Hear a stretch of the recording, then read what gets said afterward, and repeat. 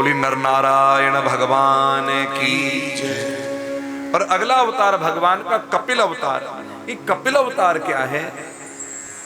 अभी हमने बताया था ब्रह्मा जी के समाधि से ऋषि मुनि उत्पन्न हुए। उन ऋषियों में एक ऋषि का नाम करदम हुआ। करदम जी महाराज ने सरस्वती नदी के तट पर बैठ करके 10,000 वर्ष तक तपस्या की। अब लोग कहते हैं 10,000 वर्ष की आयु ही नहीं होती। अरे सज्जनों, ये कलयुग की बात नहीं है, ये उस युग की बात है जब मनुष्य की आयु 1,00,000 वर्ष हुआ करती थी। सतयुग में मनुष्य की आयु का स्टैंडर्ड मापदंड था 1,00,000 वर्ष। त्रेता में मनुष्य की आयु का एक स्टैंडर्ड मापदंड रहा 10,000 वर्ष।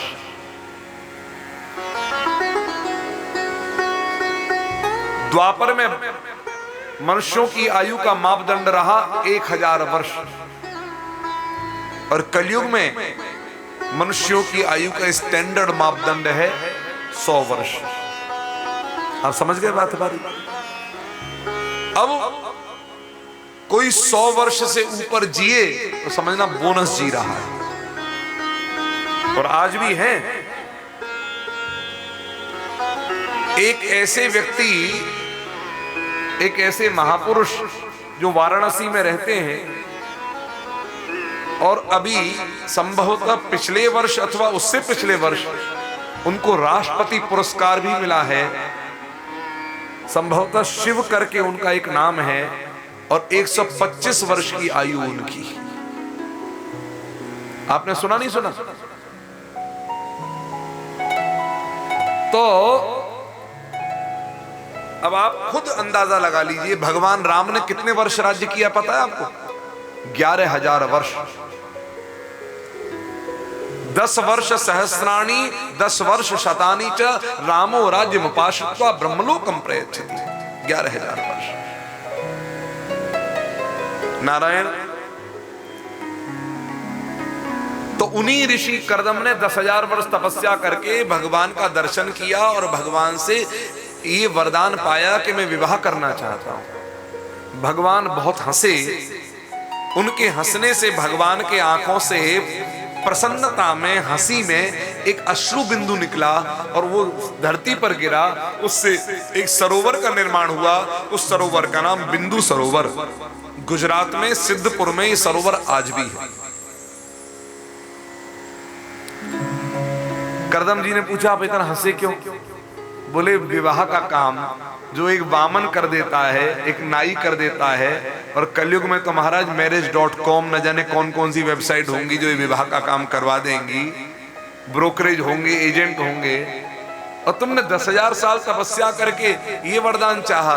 तो करदम जी कहते हैं ऐसी वैसी लुगाई नहीं चाहिए, पत्नी नहीं चाहिए। बोले फिर कैसी चाहिए? बोले जो स्वयं भी भजन करे और मुझसे भी भजन करावे, ऐसी भजनानंदी पत्नी चाहता, धर्म पत्नी चाहता। महाराज विवाह हो जाएगा कब? बोले परसों। किनसे होगा? बोले मनु जी महाराज की कन्या है, उनका नाम है देवहूति। देवहूति से आपका विवाह होगा। मनु जी महाराज को प्रेरणा दे करके देवहूति का विवाह ऋषि करदम से हुआ।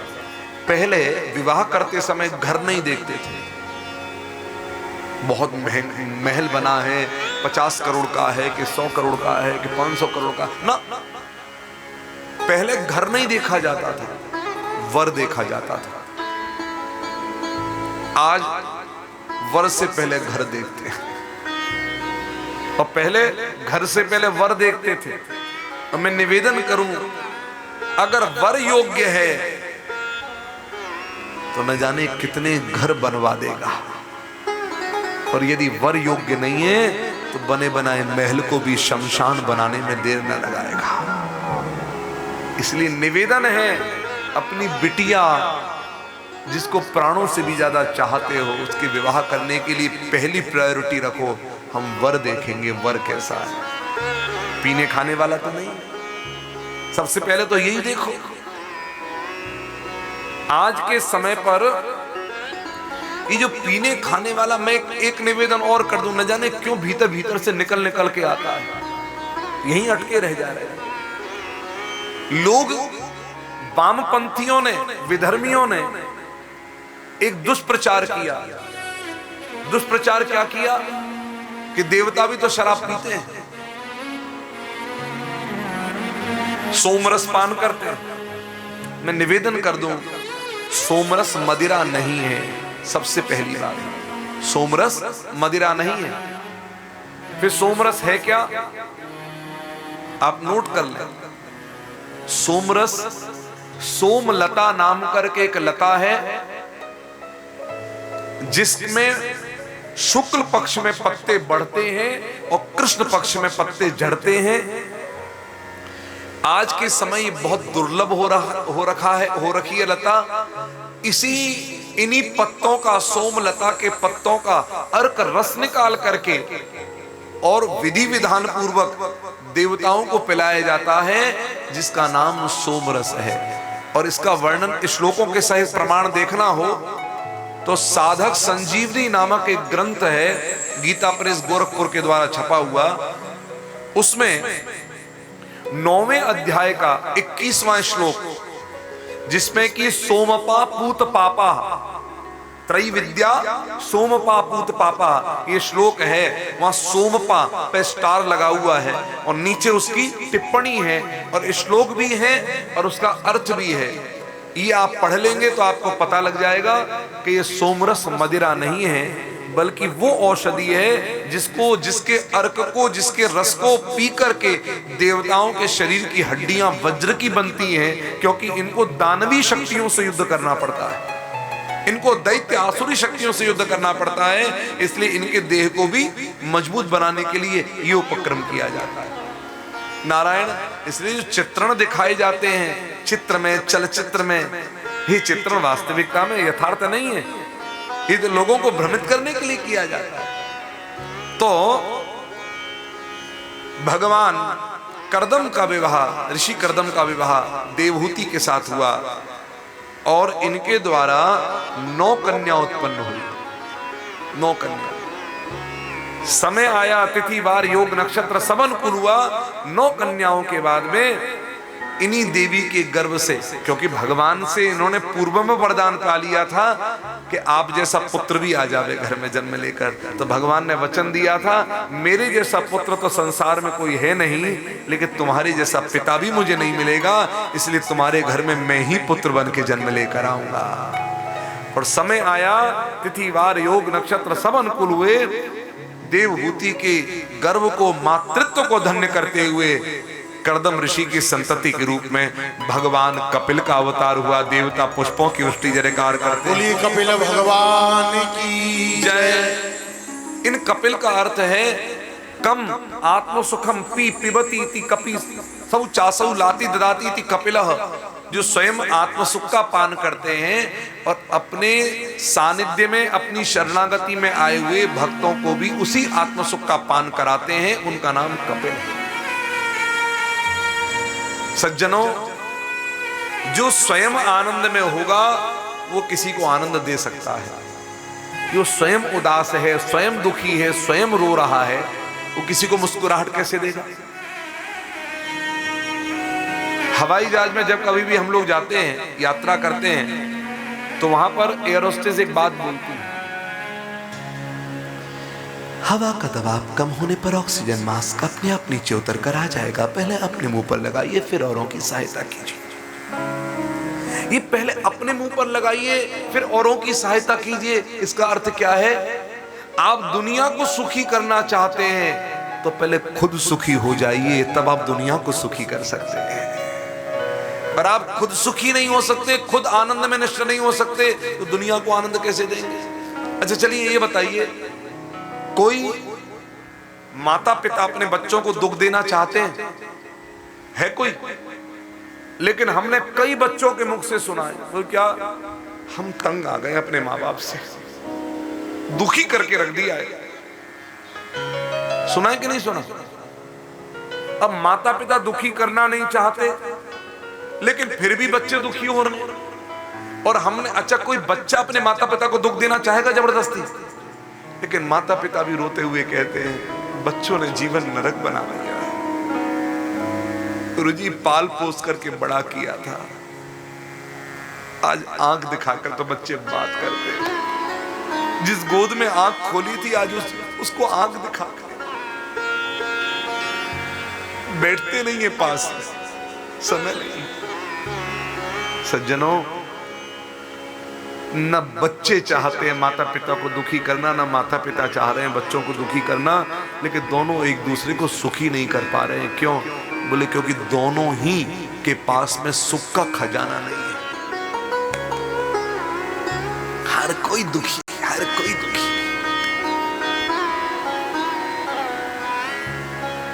राजा दुखिया प्रजा दुखिया, संतन का दुख दूना, कहे कबीर सुनो भई साधो, कोई घर नहीं सूना। जब तक निजानंद तक नहीं पहुंचोगे, तब तक, जब तक खुद तक नहीं पहुंचोगे, जब तक स्वयं तक नहीं पहुंच सकते, तब तक आप उस तक नहीं पहुंच सकते। उस तक पहुंचने के लिए पहले खुद तक पहुंचना पड़ेगा। कहते हैं ना खुद और खुदा, तो कहा पहले खुद तक पहुंच फिर खुदा तक पहुंचेगा। आज तक खुद से मिला नहीं और खुदा से मिलने की बात करे, खुद से मिला नहीं और भगवान से मिलने की बात करे, कैसे संभव है? पहले खुद से तो मुलाकात कर। एक ने कहा हम ही थे भूले, हम ही थे भूले, कहां? हम ही में भूले, हम ही थे भूले, हम ही में भूले, हमें ढूंढने हम ही चले। हम ही थे भूले, हम ही में भूले, हमें ढूंढने हम ही चले, हम ही ने ढूंढा हम ही ने पाया, हमें मिले तो हम ही मिले। बड़ी विचित्र बात है, आज तक खुद से नहीं मिल पाए। कभी अकेले भी बैठते हैं ना तो मोबाइल में रहते हैं, कभी सोशल साइट्स पे रह रहे हैं, कभी मैसेज पे रह रहे हैं, कभी किसी के मैसेज के इंतजार में रह रहे हैं, तो कभी किसी को मैसेज करने में रह रहे हैं, तो कभी किसी के कॉल में रह रहे हैं। क्या कभी खुद से मुलाकात करने का समय निकाला? एक बार खुद से मिलकर तो देखो। मैंने कल कहा था ना, जिस दिन खुद से मिल लोगे उस दिन स्थिति क्या होगी? मुझे मेरी मस्ती कहां लेके आई, जहां मेरे अपने सिवा कुछ नहीं है, कुछ भी नहीं। और भगवान कपिल का प्राकट्य होता है तो ब्रह्मा उतर करके आते हैं अपनी 9 कन्याओं को लेकर के भगवान का दर्शन करने। करदम जी महाराज की 9 कन्याओं से ब्रह्मा के 9 पुत्रों का विवाह संपादित हो जाता है। और भगवान कपिल अपने माता पिता को नित्य प्रणाम करने का सारे संसार को एक दर्शन देते हैं कि अपने माता पिता को नित्य प्रणाम करो, की सेवा करो। भैया, जो माता पिता की सेवा नहीं करता, जो माता पिता को प्रणाम नहीं करता, जो माता पिता का सत्कार नहीं करता और मंदिर में जाकर के माथा टेकता है, तो कोई भी देवी देवता उस पर अपनी कृपा नहीं बरसाता है, कोई नहीं बरसाता। तो पहले माता पिता को राजी रख लो।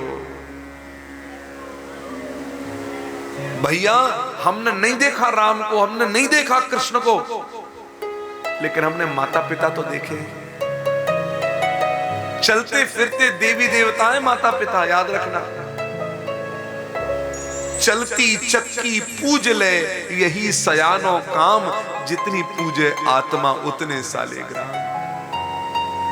कभी सोचा है एक किसान जब खेती करता है बैल से, बैल को खूब खिलाता है, खेती करता है, लेकिन जब वही बैल बूढ़ा हो जाता है और खेती के लायक नहीं रहता तो 2 वक्त पेट भर का आहार भी उसे नहीं मिलता। बिल्कुल ऐसे ही घर में जब बड़े काम करते रहते हैं, कमा के लाते रहते हैं, तब तक बच्चे बाबूजी बाबूजी बाबूजी, पापा जी पापा जी पापा जी। और जहां महाराज शरीर चलना बंद हुआ, बच्चों के हाथ में व्यापार की बागडोर आई, तब घर के बड़े एक कोने में बैठे रह जाते हैं और बच्चों के पास 2 वक्त का भी समय नहीं होता कि उनके पास बैठ कर के पूछ ले, बाबूजी कोई और इच्छा, आपकी मन में अभिलाषा, आप क्या चाहते हैं, आप ठीक तो हैं? ये फुर्सत नहीं। और बच्चे निकल करके सामने से चले जाते हैं, माँ बाप बोलते रह जाते हैं, लेकिन उनके पास फुर्सत नहीं, टाइम नहीं है। गजब है। जब तुम नहीं थे ना इस दुनिया में, तो तुम्हें लाने के लिए न जाने कहां कहां माथा टेका है, कौन कौन से अनुष्ठान नहीं करवाए कि हमारे घर में आ जाए। पहली बार जब एक स्त्री गर्भवती होती है, घर पूरा खुशियों से झूम उठता है। इतने वर्षों के बाद में और कोई आजकल तो गाने चलते हैं, एक कन्या हुई तो मेरे घर आई एक नन्ही परी, बेटा आया तो उसके लिए गाना। धीरे धीरे क्या क्या नहीं किया, और अंत में यही बड़े होकर के जिनकी आंखों में गोद में लेटे आंख खोली थी, आज उन्हीं को आंख दिखा रहे, बात नहीं कर रहे, घर से निकाल देते। रेमंड्स ग्रुप के मालिक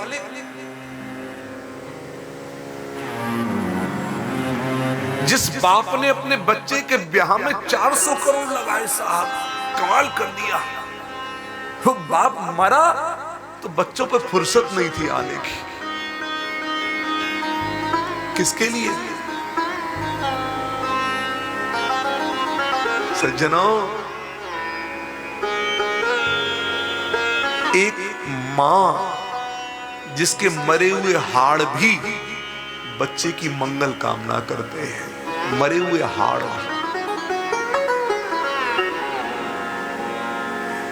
महाराज, हमने एक जगह पढ़ा था, सुना था, ये कथा तो सबने सुनी होगी, सबने। वो कथा ऐसी है, एक मां और उसके बेटे की कहानी है, और वो बड़ी यथार्थ कथा है। एक मां ने अपने बच्चे को 9 महीने गर्भ में रखा, अपने ही खून से सींचा उसे, अपना ही भोजन उसे दिया, पढ़ा लिखा कर, खिला पिलाकर तन मजबूत करा दिया, मन मजबूत करा दिया। बड़ा हुआ तो सुंदर सी घोड़ी पर उसको चढ़ाकर दूल्हा भी बना दिया। प्यारी सी घर में दुल्हन ले आई, गृह लक्ष्मी मां ने उसका स्वागत किया। पति पत्नी का, लेकिन बेटा तो मां का था। पत्नी को ये बात ना भाई कि पति 2 हिस्सों में बढ़ जाए, ये पत्नी को बात ना भाई, ये मेरा पति है, ये अधिकार जमाया। और एक दिन पति को कह दिया कि हे पति प्राण परमेश्वर, 2 नहीं, एक को चुनना पड़ेगा। इस घर में तो एक ही रहेगा, या तो मैं या तुम्हारी बूढ़ी मां।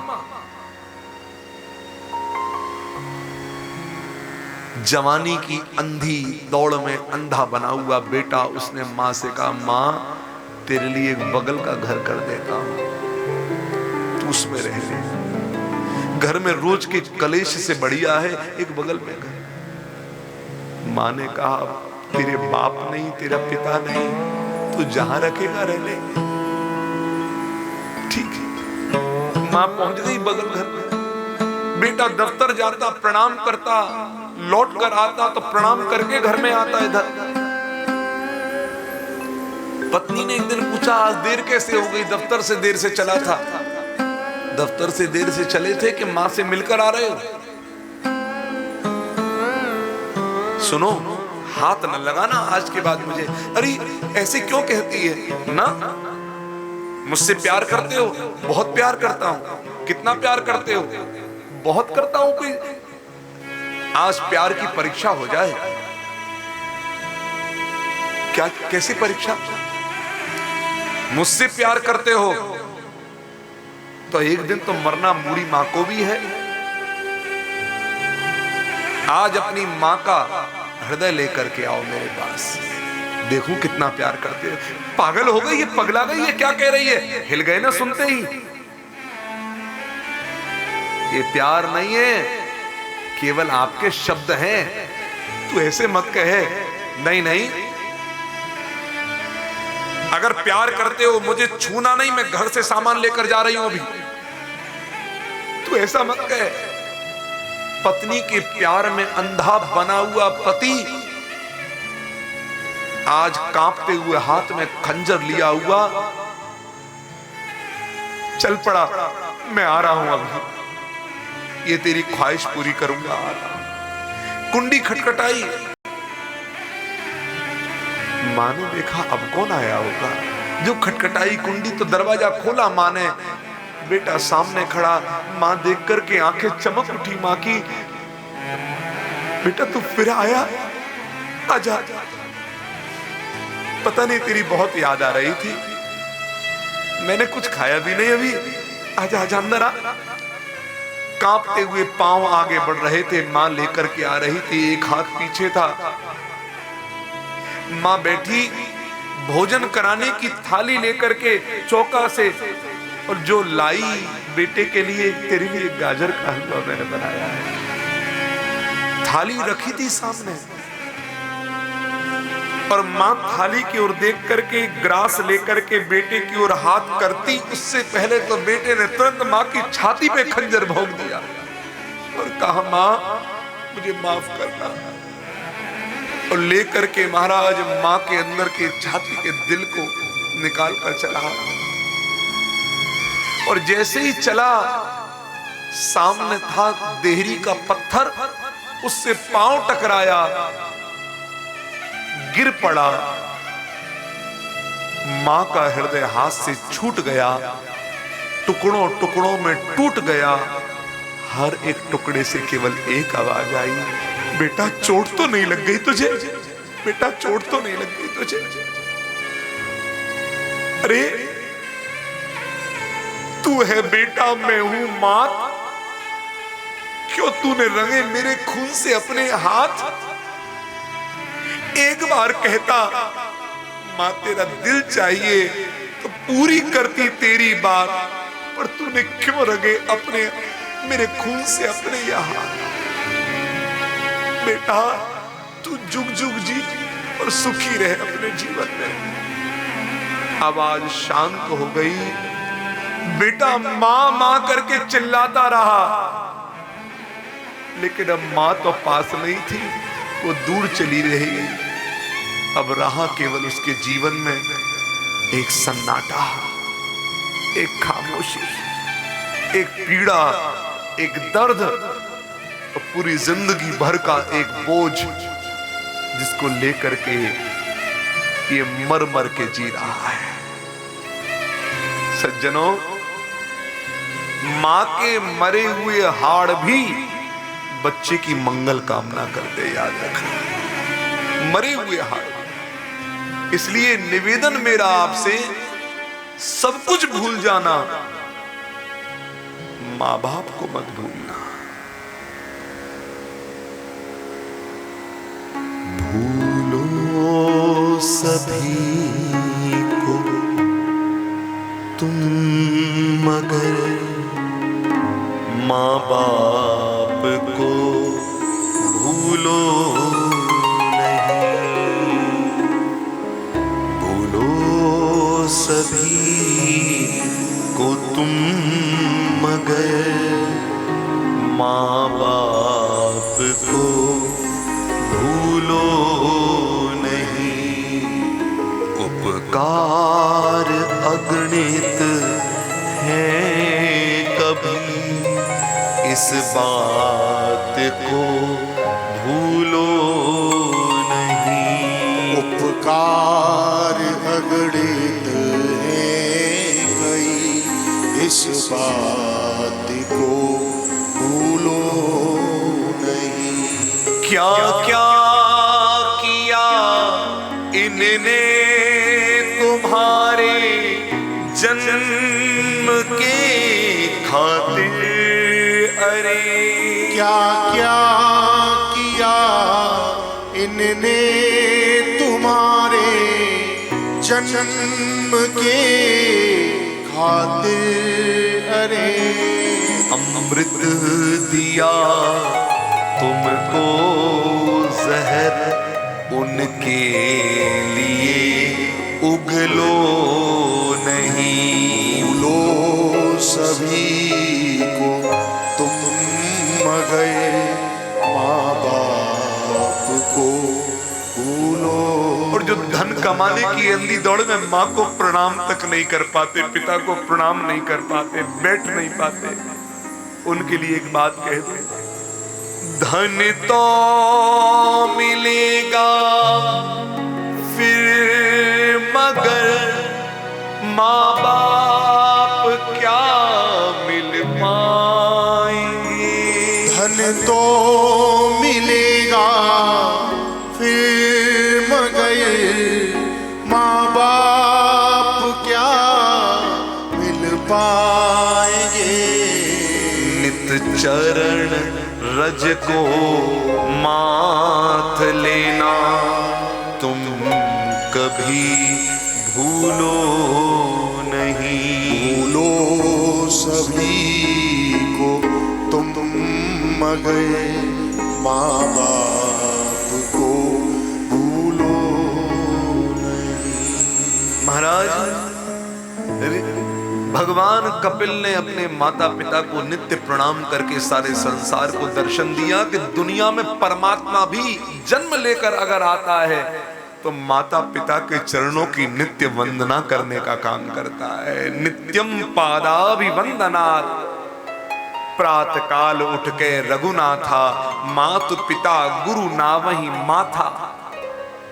अपने पिता को उपदेश करके वन में भेज दिया और माता ने एक दिन जिज्ञासा प्रकट करी आकर के इनके सामने, तो उनको सांख्य योग का उपदेश कर दिया और उनका जीवन मुक्त कर दिया।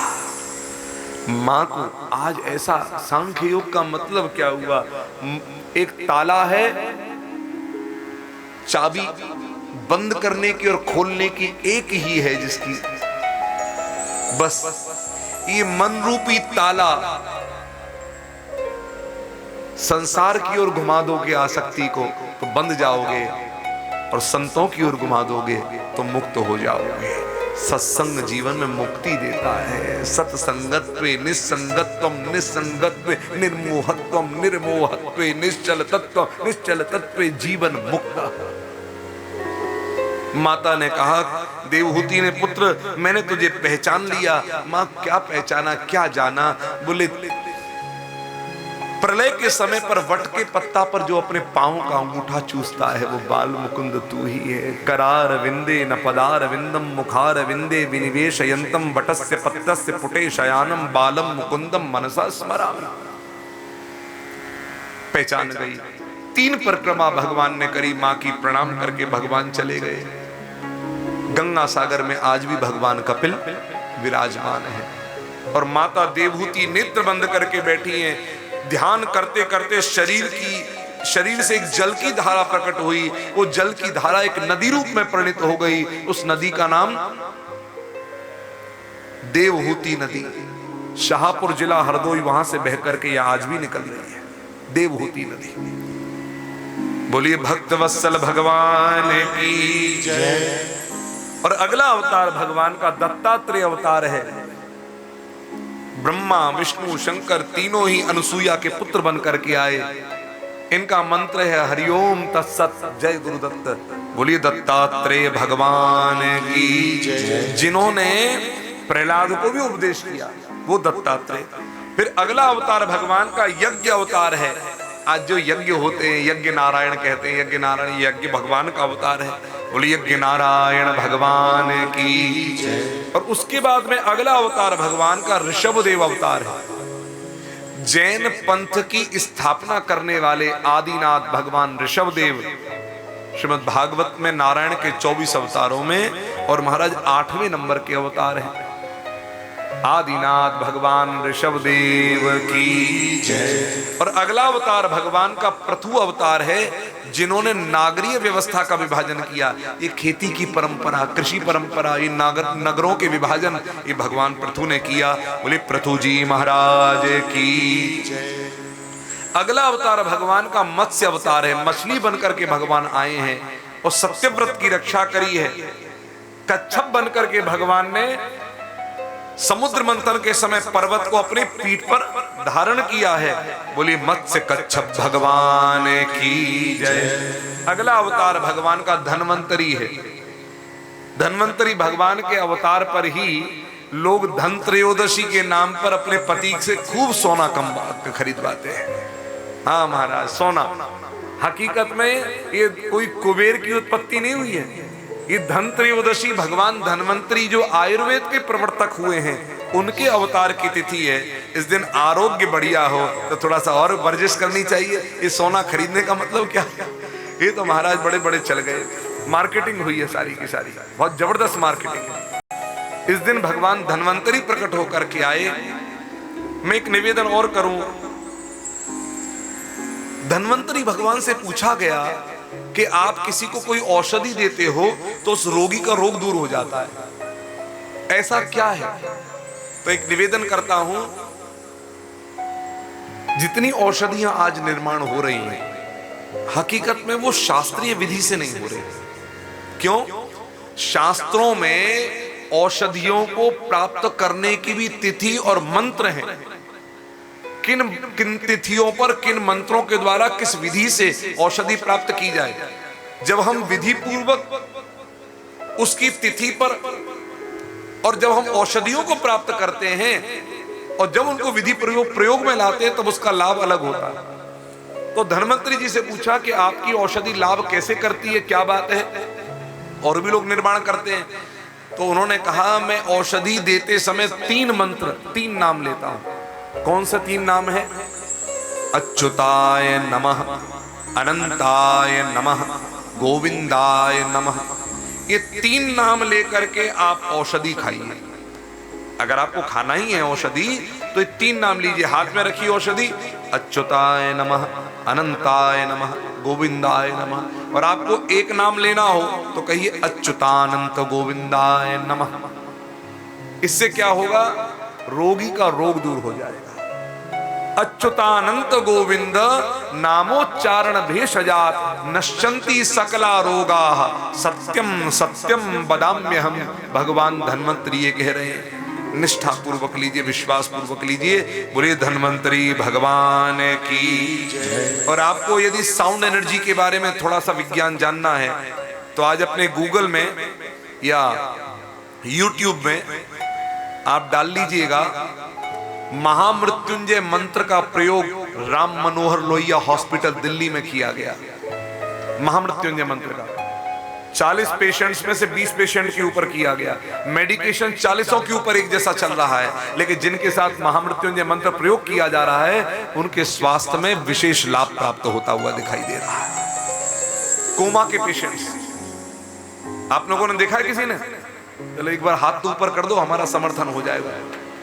हाँ, बिल्कुल सही है। नारायण बोले धन्वंतरी भगवान की जय। अगला अवतार भगवान का मोहिनी अवतार।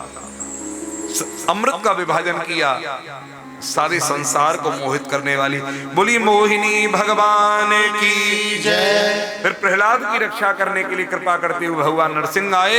बोली नरसिंह भगवान की जय। वामन अवतार भगवान का है। बलि के साथ में भगवान ने कृपा करके और बलि के सुतल लोक में राजा बनाया बलि को, और उसके द्वारपाल बने। तीनों लोकों को नापा भगवान ने। बोलिए वामन भगवान की जय। बोलिए परशुराम भगवान की जय। बोलिए वेदव्यास भगवान की जय। श्री राम भगवान की जय। श्री बलराम भगवान की जय। श्री कृष्ण भगवान की जय। श्री हंस भगवान की जय। श्री हयग्रीव भगवान की जय। बुद्ध भगवान की जय। श्री कल्की भगवान की जय। कल्की अवतार होगा आगे चल करके। और बुद्ध अवतार भी निवेदन करूं, बुद्ध भी कई हैं, केवल गौतम बुद्ध भगवान के अवतार है सो बात नहीं। उससे पूर्व भी बुद्ध हुए हैं, एक काश्यप बुद्ध हुए हैं। करीबन 22 एक बुद्ध के नाम हमारे पास में लिखे हुए हैं, 22-23 बुद्ध के नाम। कब कब बुद्ध हुए हैं, कौन कौन से बुद्ध हैं, किन किन के पुत्र हुए हैं। बुद्ध एक पद है।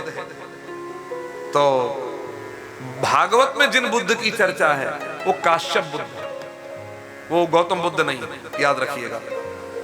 और आगे आने वाले कलयुग के अंत में भगवान कल्कि का अवतार होगा, तब बुद्ध भगवान और कल्कि भगवान में युद्ध भी होगा। ये भी भविष्य पुराण में इसका उल्लेख है, आपको बता दूं। भविष्य पुराण भी बड़ा अद्भुत ग्रंथ है, भविष्य में क्या होने वाला है उसका वर्णन है। जो हमसे पूर्व हुए उनके लिए हम भविष्य हैं और हमारे लिए आगे भविष्य होगा। तो महाराज उसमें बहुत सारी चीजें वर्णित हैं। और उसके बाद में जब भागवत का लेखन हो गया, तब श्री सुखदेव जी को भागवत पढ़ाई, और श्री सुखदेव जी को पढ़ा करके एक एक अध्याय पढ़ाने के बाद शुकम अध्यापयामास।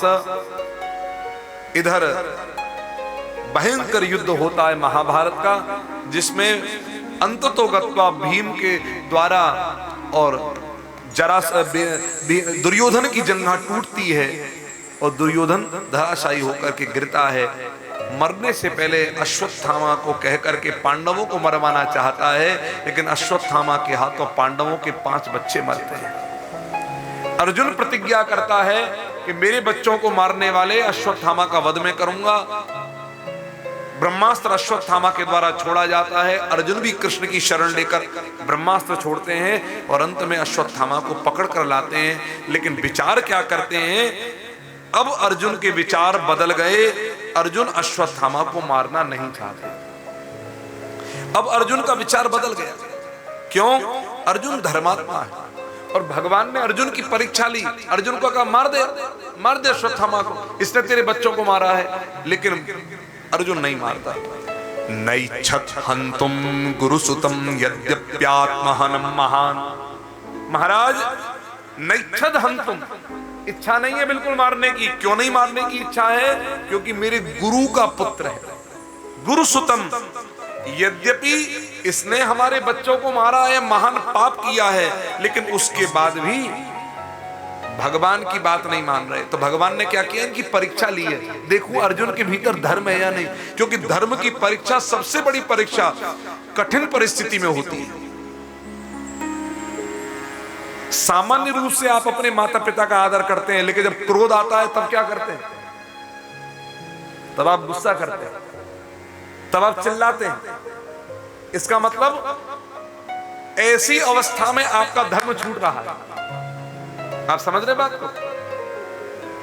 हाँ, इसी अवस्था में ये सत्संग किस लिए है? आप भी सीखो और हम भी सीखें। हम सबके सीखने के लिए सत्संग। ऐसी परिस्थिति में भी जहां पर बच्चों को मार दिया है, वहां पर भी अर्जुन क्रोध में होकर के भी अपना बोध नहीं खो रहे। नैच्छद् हन्तुम गुरुसुतम। और अंत में जाकर के भगवान, एक तरफ प्रतिज्ञा भी है मारने की। क्रोध में प्रतिज्ञा तो ले डाली, क्रोध में तो काम मुंह से तो बोल ही दिया, लेकिन अपने हाथ से कोई ऐसी क्रिया नहीं कर रहा है। तब अंत में अर्जुन ने कहा, कृष्ण मेरी प्रतिज्ञा एक तरफ और एक तरफ ये धर्म, क्या करूं? इसी को धर्म संकट काल कहते हैं। तब भगवान ने कहा, अर्जुन ब्राह्मण को कभी मत मारना, लेकिन आतताई को बिल्कुल मारना। ये कृष्ण टेढ़े हैं, बात सीधी कैसे कर सकते हैं? हे ब्राह्मण भी है और आतताई भी है। माथे पर मणि लग रही थी, अर्जुन ने तलवार की नोक से माथे की मणि निकाली। मणिम जहार मूर्धन्यम द्विजस्य सह मूर्धजम। मणि निकालने का अर्थ अपमान कर देना। एक दृष्टि से सम्मानित व्यक्ति को आप अपमान कर दो, अपमानित कर दो, उसके लिए मृत्यु दंड के समान दंड है। आपका सम्मान है 4 के बीच में, 10 के बीच में, 100 के बीच में, और आपका कोई एक थप्पड़ मार दे, मृत्यु हो गई, मृत्यु हो गई साहब। आपको गाली दे दे, कोई अपमान कर धक्का दे दे, मृत्यु हो गई। नारायण, आज अपमान से पीड़ित होता हुआ अश्वत्थामा, इसने पांडवों को बाण छोड़े 5, जब पांडव बच्चों की क्रिया कर रहे थे, और एक बाण उत्तरा के गर्भ पर छोड़ा। भगवान ने दोनों की रक्षा करी, और उत्तरा के गर्भ से जो बालक जन्म लेकर आया उसका नाम विष्णुराज, बाद में इसका नाम परीक्षित हुआ। देवताओं ने पुष्पों की वृष्टि जयकार करी। परीक्षित जी महाराज की जय। विदुर जी महाराज की प्रेरणा पा करके दीनहीन बने हुए धृतराष्ट्र और हरिद्वार चले गए। सप्त सरोवर पर जाकर गांधारी और धृतराष्ट्र ने भगवान की स्तुति करके भगवत धाम की प्राप्ति करी। विदुर जी महाराज भी भगवत धाम, और इधर पांडवों को पता लगा कि अब कृष्ण नहीं है इस धरा पर, तब पांडवों ने भी मथुरा का राजा कृष्ण के प्रपौत्र वज्रनाभ को बनाया, और हस्तिनापुर का राजा परीक्षित को बनाया, और सीधे स्वर्ग की ओर चल पड़े। इसी यात्रा का नाम स्वर्गारोहण की यात्रा है। और एक एक करके पांडव परम धाम से धारते हैं।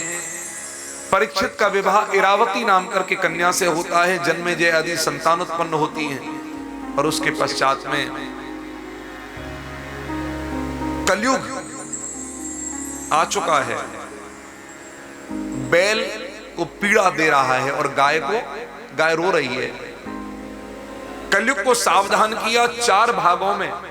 कलयुग ने शरण जब ग्रहण करी, 4 भागों में कलयुग को बांट दिया, 4 भागों में स्थान दे दिया कलयुग को। 4 जगह जहां शराब पी जाती है, जहां जुआ खेला जाता है, जहां हिंसा होती है और जहां व्यभिचार होता है, ये 4 जगह कलयुग का निवास हो गया।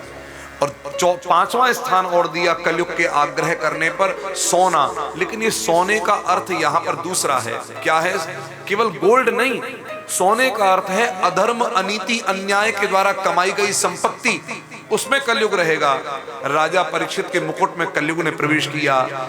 शमीक मुनि का अपमान हुआ, प्यास लगी, पानी मांगा, नहीं मिला, मरा हुआ सर्प लेकर गले में डाल दिया। शमीक मुनि के पुत्र श्रृंगी को पता लगा, उन्होंने जल हाथ में लेकर शाप दिया। इति लंघित मर्यादम तक्षक सप्तमे हनि दंक्षतिस्म कुलांगारम चोदितो में ततद्रोहम। जिस राजा ने मेरे पिता के गले में सर्प डाला है, आज से 7वें दिन तक्षक नाम करके नाग के द्वारा उस राजा की मृत्यु हो, ऐसा शाप दे दिया।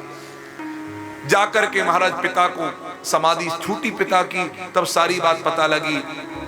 पिता ने पुत्र को भी डांटा है, तूने बहुत गलत काम किया। गौरमुख नाम करके ब्राह्मण के द्वारा परीक्षित को समाचार पहुंचा। राजा परीक्षित को जो पता लगा, बस सब चीज छोड़ छाड़ करके, त्याग करके राजा परीक्षित गंगा के तट पर आ गए हैं। देवर्षि, राजर्षि, ब्रह्मर्षि आदि सभी आए।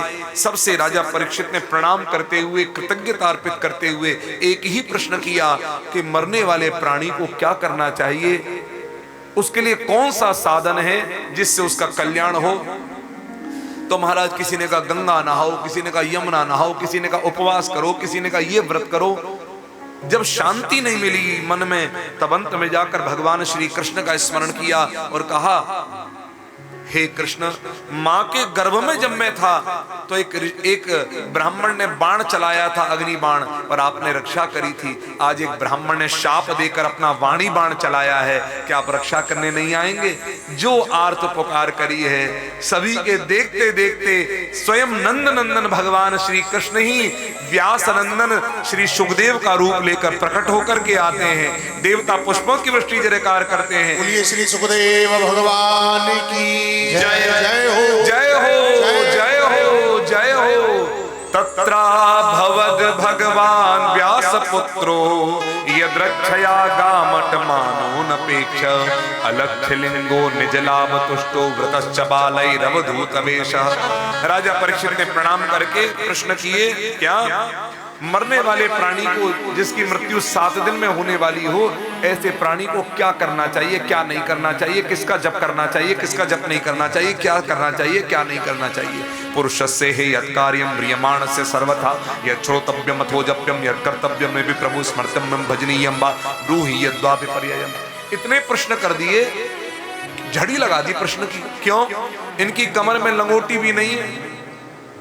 एक प्रश्न किया, उत्तर दिया और अंतर्धान हो गए, मैं कहां खोजने जाऊंगा? इसलिए इतने प्रश्न कर दूं कि 7 दिन मेरे सामने यहीं बैठे रहे। जो शाप के समय है, और 7 दिन बाद मेरी मोक्ष हो जाए, मुक्ति हो जाए।